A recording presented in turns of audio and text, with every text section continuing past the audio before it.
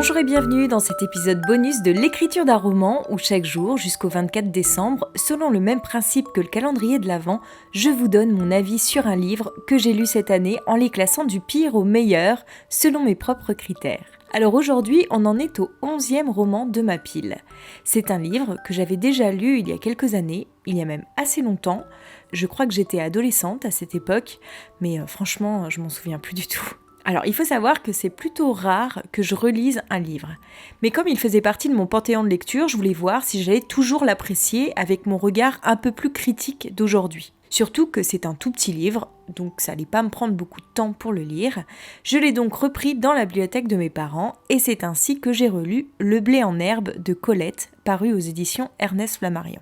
C'est une histoire d'amour entre deux adolescents, Phil et Vinka, qui passent leurs vacances ensemble depuis leur plus tendre enfance. Il a 16 ans, elle en a 15. Je ne vous en dévoile pas plus sur l'histoire, ce serait vous gâcher le plaisir. Déjà, j'ai eu bien du mal à me replonger dans cette lecture. J'ai même failli abandonner, pour tout vous dire. Alors que, comme je vous le disais, c'est un tout petit livre. Mais je n'accrochais plus. Le style de Colette avait beau être merveilleux, ça ne me suffisait pas. L'histoire m'ennuyait, les atermoiements de ces deux adolescents ne me faisaient pas vibrer. J'avais du mal à trouver un intérêt à la lecture. Et ce sentiment m'est resté jusqu'aux dernières pages où j'ai enfin vécu quelque chose. Alors que ce livre m'avait bouleversée quand je l'avais lu plus jeune, là, il ne se passait plus rien. Alors est-ce que la langue de Colette parlait à l'adolescente que j'étais et qu'elle ne parle plus à la femme que je suis devenue ?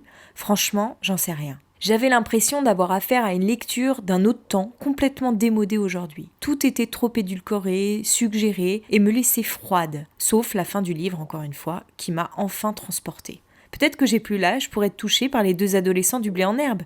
Je sais pas. Toujours est-il que ça ne m'empêche pas de reconnaître la beauté du style de Colette. J'ai eu un peu de mal à m'y faire au départ, elle a une manière bien à elle d'écrire, avec un vocabulaire d'une extrême richesse, dont je ne connais pas tous les mots forcément, donc j'allais souvent chercher dans le dictionnaire leur signification. C'est peut-être ce qui m'a gênée d'ailleurs, cette langue que j'ai trouvée un peu complexe au début, dans laquelle j'ai eu du mal à rentrer, parce qu'il me semblait qu'elle ne correspondait plus du tout à notre époque. Mais elle décrit la nature avec une finesse et une subtilité telle qu'on voit les paysages, qu'on sent les odeurs, qu'on entend le bruit de la mer, que le vent nous caresse le visage. Elle retranscrit parfaitement bien les ambiances, les moments de vie pris sur le vif. Elle semble manier la langue avec une telle facilité, rien que pour cette écriture, il faut avoir au moins lu un livre de Colette.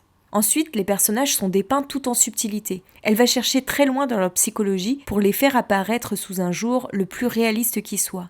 Elle retrace avec justesse les tourments de l'adolescence. Même si je ne me suis pas forcément reconnue en eux et que je ne les ai pas toujours compris, ils me sont apparus tout en nuances et finement ciselés. Pour ce qui est de l'intrigue, l'histoire met un peu de temps à démarrer. Mais là encore, c'est peut-être juste mon regard qui a vu les choses comme ça. J'avais un souvenir totalement erroné en fait du propos de ce livre. Et je m'attendais donc à une autre intrigue, d'où une certaine lenteur à voir démarrer les choses. Mais alors par contre, il y a une frustration qui persiste. L'autrice fait une énorme ellipse sur l'un des moments les plus croustillants de l'histoire. Et on se demande comment on a pu passer d'un état à un autre. Je ne peux malheureusement rien vous dire de plus là-dessus, sinon je risque de vous spoiler. Je ne sais pas si elle a voulu éluder la question car tel n'était pas le propos de son livre, j'imagine que c'est là que réside la véritable raison, ou si elle ne voyait pas comment l'écrire et donc du coup elle s'en est passée. Bon, je pense tout de même qu'elle savait très bien ce qu'elle faisait. Mais bref, ça m'a frustrée. J'avais envie de savoir ce qui se passait, comment on allait du point A au point B, et là, elle ne nous dit rien. Voilà ce que je peux vous dire sur ce 11e roman de ma pile. S'il a la chance de se situer si haut dans mon classement, c'est qu'il a longtemps fait partie de mon panthéon de lecture. Donc je ne pouvais pas le déclasser comme ça du jour au lendemain, et qu'en plus Colette est quand même une écrivaine incontournable de la littérature française. Je ne pouvais pas me permettre de la faire figurer en bas du classement.